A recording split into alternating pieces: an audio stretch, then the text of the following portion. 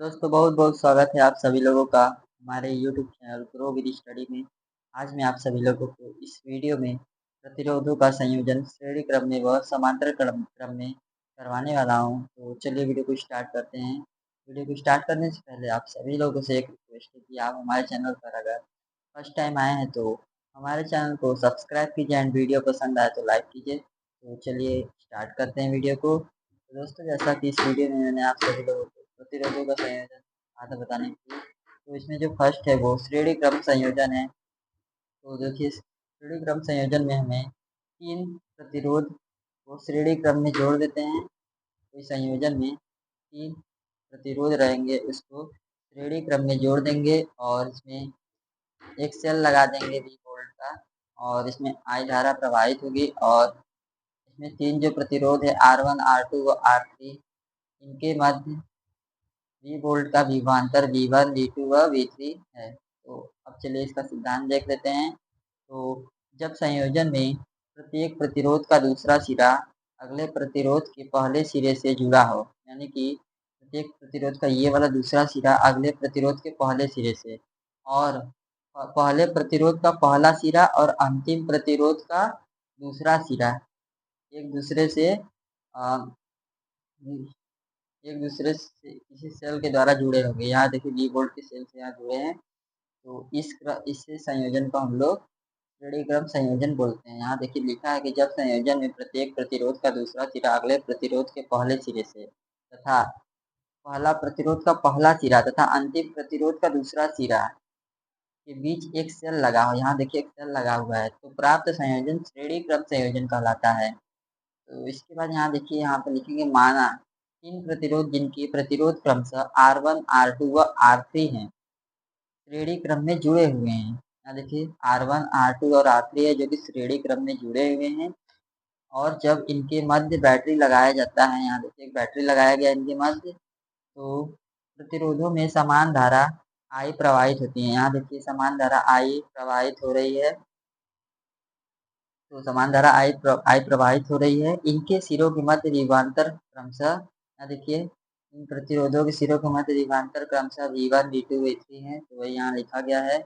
और तब ओम के नियम से V बराबर I इंटू आर, यहाँ पर ओम के नियम से V बराबर I आगे देखते हैं। चलिए तो ओम के नियम से V बराबर I इंटू आर, देखिए पहले प्रतिरोध के सिरों के मध्य विभवांतर जो V1 होगा वो होगा I इंटू R1, दूसरे प्रतिरोध के सिरों के मध्य विभवांतर जो होगा V2 बराबर I इंटू R2, और तीसरे प्रतिरोध के सिरों के मध्य विभवांतर V3 जो होगा वो होगा I इंटू R3।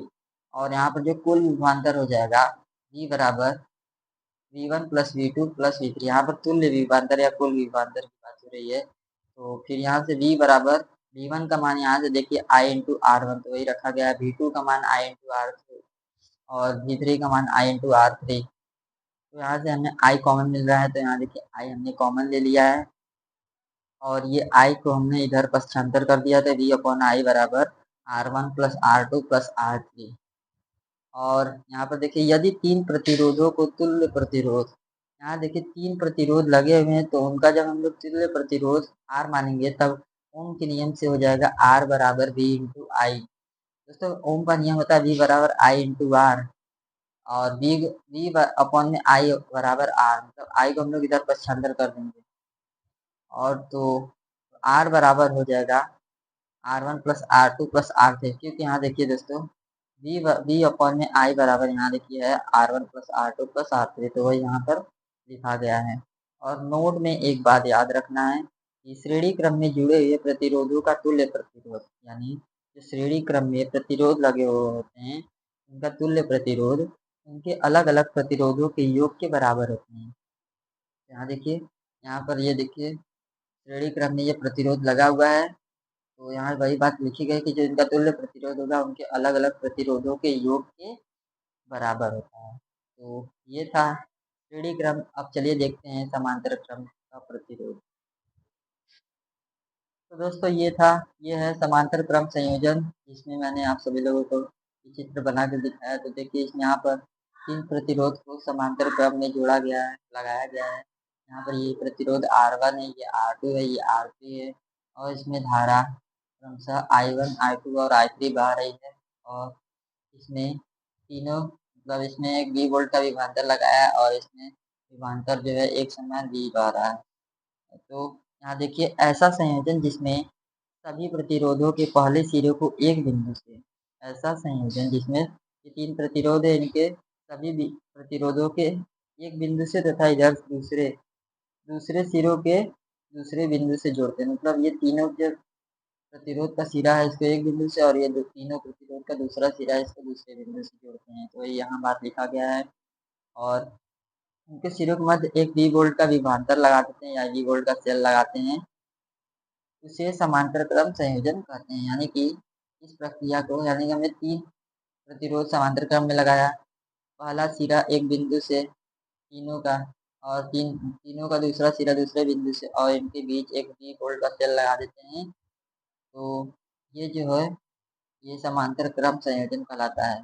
आइए देखते हैं यहाँ देखिए माना 3 प्रतिरोध जिनके प्रतिरोध क्रमशः R1 R2 व R3 है। यहाँ देखिए R1 R2 व R3 है समांतर क्रम में जुड़े हुए हैं। ये तीनों जो हैं वो समांतर क्रम में जुड़े हुए हैं।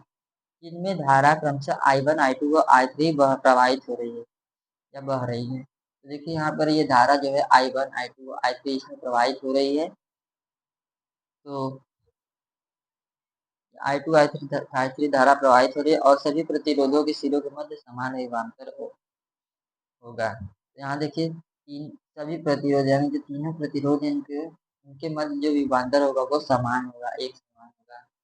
और तब ओम के नियम से I बराबर V अपॉन में R। ओम के नियम यहाँ लगाएंगे फिर इसके बाद देखिए प्रतिरोध R1 में बहने वाली धारा जो I1 होगा वो V अपॉन R होगा। प्रतिरोध R2 में बहने वाली धारा I2 बराबर V अपॉन में R2 हो जाएगा और प्रतिरोध R3 में बहने वाली धारा I3 बराबर V अपॉन में R3 हो जाएगा। तो यहाँ पर देखिए परिपथ में बहने वाली कुल धारा। अब यहाँ इसके तुल्य धारा निकालें। ये हो जाएगा I बराबर I1 plus I2 plus I3। तो I बराबर हो जाएगा I1 बराबर हमने यहाँ निकाला था देखिए V अपॉन में R1 I2 बराबर V अपॉन में R2 I3 बराबर V अपॉन में R3। तो वही यहाँ पर रख देंगे I1 की जगह V अपॉन R1 I2 की जगह V अपॉन R2 I3 की जगह V अपॉन R3। तो I बराबर हो जाएगा V into 1/R1 plus 1/R2 plus 1/R3। इसको हम लोग समीकरण नंबर 1 मान लेंगे और यहाँ लिखेंगे कि यदि तीनों प्रतिरोधों का तुल्य प्रतिरोध R हो तो परिपथ में बहने वाली धारा I जो होगा वो बराबर होगा V अपन R की और इसको हम लोग समीकरण नंबर 2 मान लेंगे। तो दोस्तों समीकरण नंबर 1 और समीकरण नंबर 2 से V अपॉन R बराबर यहाँ देखिए V अपॉन R जब हम लोग समीकरण नंबर 1 और 2 से तुलना करेंगे तो V अपॉन R बराबर हो जाएगा। ये देखिए इसके V बराबर R और I की जगह हम लोग इसको रख देंगे पुट कर देंगे तो V into 1/R1 plus 1/R2 plus 1/R3 हो जाएगा। और यहाँ से देखिए V से V कैंसिल हो जाएगा तो ये हो जाएगा 1/R1 बराबर 1/R1 plus 1/R2 plus 1/R3।